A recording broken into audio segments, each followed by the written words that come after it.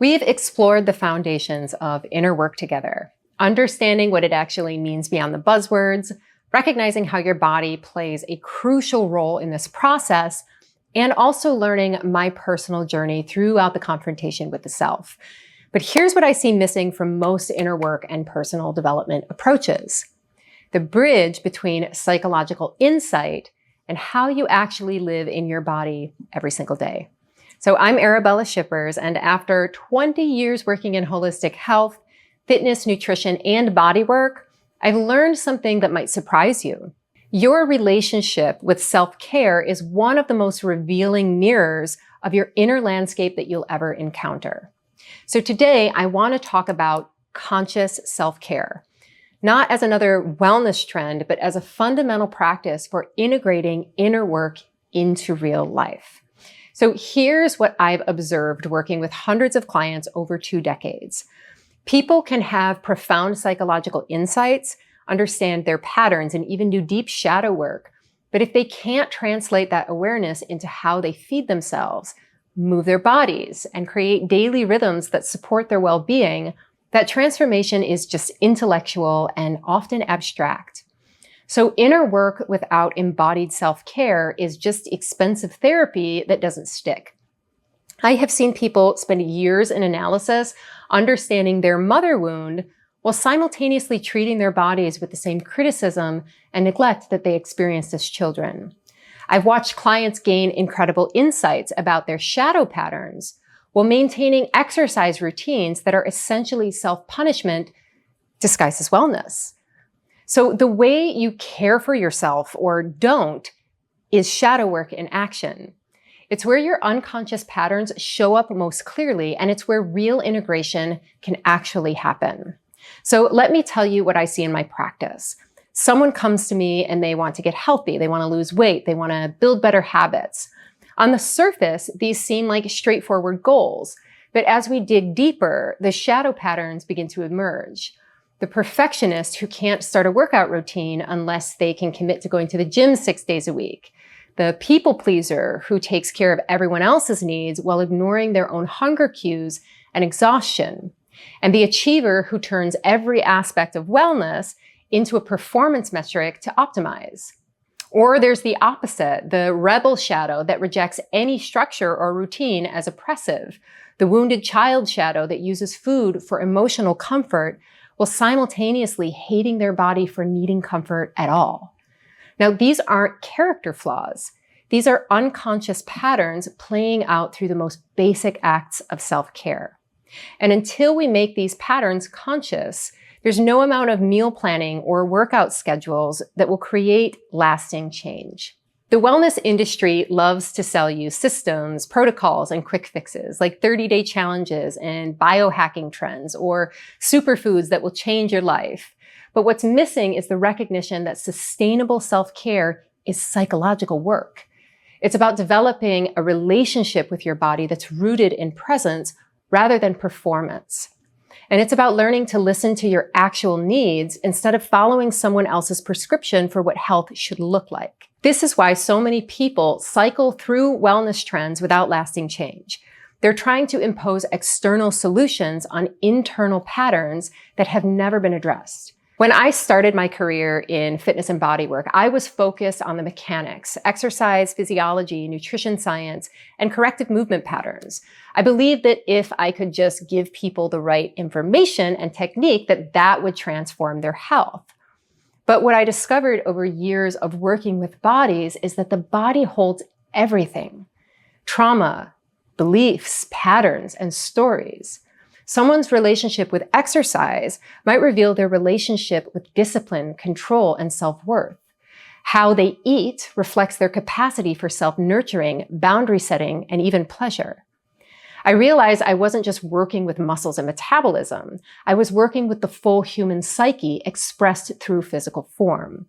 That's when my practice evolved to include what I call conscious self-care as a part of Path of Inner Work coaching. Conscious self-care isn't about following the latest wellness trend or optimizing every aspect of your biology. It's about developing the awareness to recognize what your body actually needs and the skill to respond to those needs with compassion rather than control. It's about honesty, getting help when you need it, and recognizing that our bodies change over time and that we can come to cherish those changes rather than fighting against them. It means noticing when you're eating from anxiety versus hunger, recognizing when your workout routine is motivated by self-punishment versus genuine care, understanding the difference between rest and avoidance. So this requires developing what I call body literacy, the ability to read your own physical and emotional signals and respond appropriately.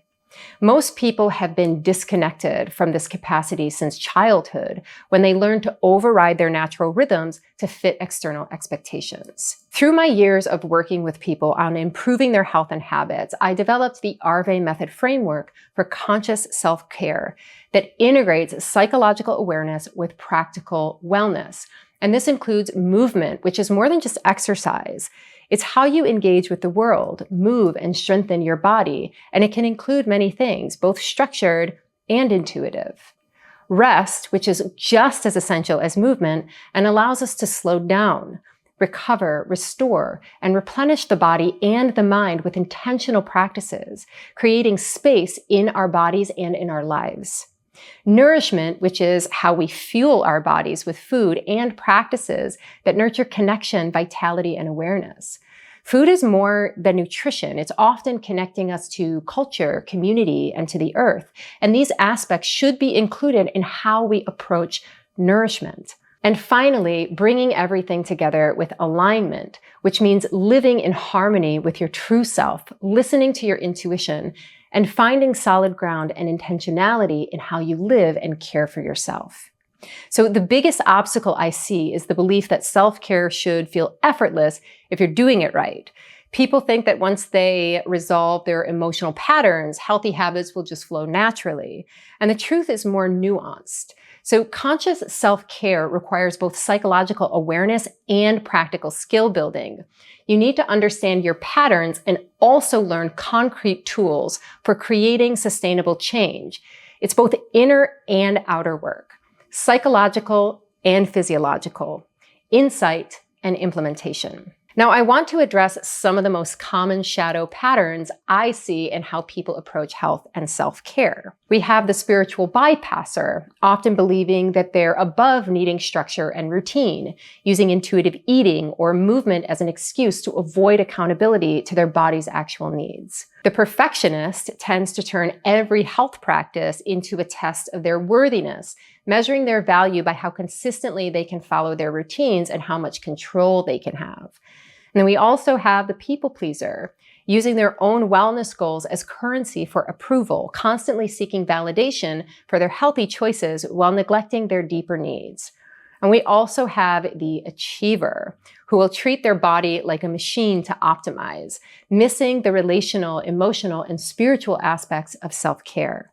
And in many cases, their obsession with optimization gets in the way of them developing true health and deeper connections. So recognizing these patterns isn't about judgment. It's about bringing consciousness to unconscious motivations so we can choose how to care for ourselves from a more authentic place. This is where inner work becomes practical. When you understand your psychological patterns, you can design self-care practices that work with your psyche rather than against it. If you tend towards perfectionism, then you might need practices that emphasize flexibility and self-compassion. If you're a people pleaser, you might need to focus on boundary setting and prioritizing your own needs. If you're disconnected from your body, you might need practices that emphasize presence and sensation. So the goal isn't to eliminate these patterns, but to work with them consciously, creating space for growth while honoring where you actually are. So if you've been following me so far, you now have a framework for understanding inner work, recognizing the importance of embodied practices, and beginning to integrate psychological awareness with practical self-care. But knowing these concepts and living them are two different things. That's where the real work begins, translating insights into daily choices that support your genuine well-being.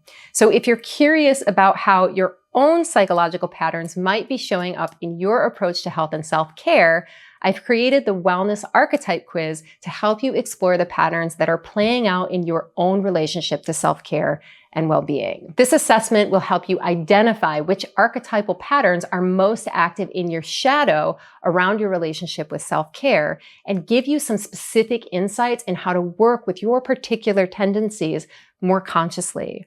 You can find a link to the Wellness Archetype Quiz in the description below. It's free and it will give you a personalized starting point for bringing more awareness to how you care for yourself. So remember, conscious self-care isn't about perfection. It's about presence.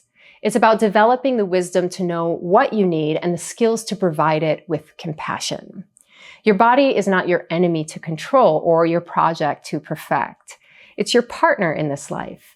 And learning to care for it consciously is one of the most profound practices of inner work that you can undertake. So take the quiz, explore your patterns, and begin the journey of integrating your psychological insights with how you actually live in your body every day. Be well.